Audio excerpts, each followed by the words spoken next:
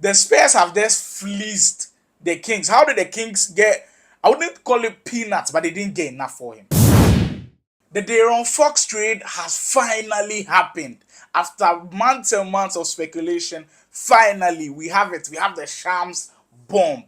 But how did they go down? I'm disappointed with the trade. Let's get into it. This is the Putback Show. My name is Slimon. Let's get straight into that De'Aaron Fox trade. So if you are a member of this channel, if you're following the Putback Show, if you're following MB and everything that happens with it, you know De'Aaron Fox was unhappy with the Sacramento Kings. He clearly wanted to leave, didn't sign that new contract, and finally he said he wanted to go to the San Antonio Spurs. And he's actually got his wish. But how he got his wish is interesting. So this is what the trade entails. The Spurs get De'Aaron Fox, Jordan McLaughlin, and the Kings get Zach Lavine, Sidi Sissoko, 3 first-round picks, 2025 Charlotte Hornets, 2027 San Antonio, 2031 Minnesota, 3 second-round picks as well. And the Bulls get back Zach Collins, Trey Jones, Kevin Herter, and their own 2025 pick via the San Antonio Spurs. How? The Spurs have just fleeced the Kings. How did the Kings get?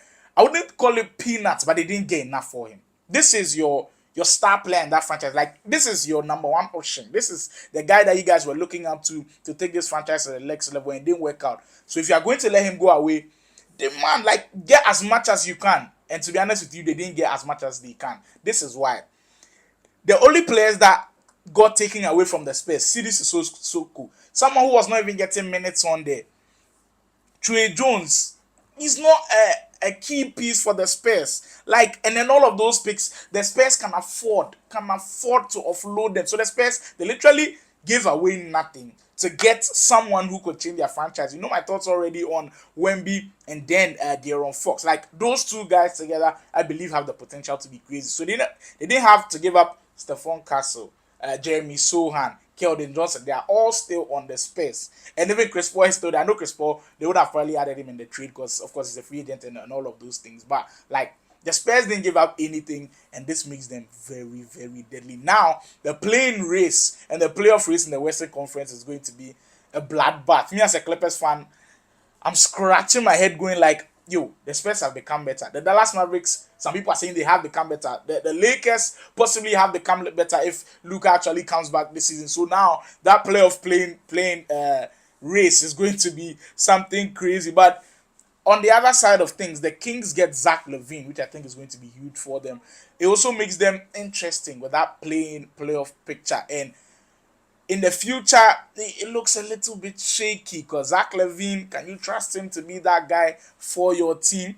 Now you pair him up with DeMar DeRozan and then, of course, Sabonis as well. So now Malik Monk is going to get a starting another point guard. It makes things interesting. I'll see how they put it all together. But in my opinion, they didn't get enough for De'Aaron Fox. But finally, we get a big two. Wemby gets a reliable second option on his team. De'Aaron Fox goes there. And that two-man game might be the deadliest in the NBA with how quick Fox is and with how right now Wemby is playing like a top 10 player, can finish around the rim. We know with his 3-point shooting. He's 7 foot, guys. He is 7 foot. If you want to pack the paint, he'll still finish over everybody. That pick and roll is just going to be like, I can't wait for it to start happening. I think the NBA is going to be in serious trouble in possibly a year or two to come. It's now win now for Wemby. And this is crazy because the span, like, he came into the league a year ago. This is his sophomore year, and we are saying that he might be a championship contender. This is something crazy from Victor Wembanyama, but we all expected this. The hype around this guy before he even came to the league was levels. And this is where we've gotten to. We're bringing you more as and when the season goes on. But I think there's an incredible trade deadline. We have had massive trades, and it's not ending there. So make sure you're tuning into the Putback Show to catch all of the gist on the rest of the trade deadline on Thursday. This is the end of the video. If you did enjoy it, kindly hit that subscribe button, like the video, join the Putback family. It's all love here as we enjoy the NBA season.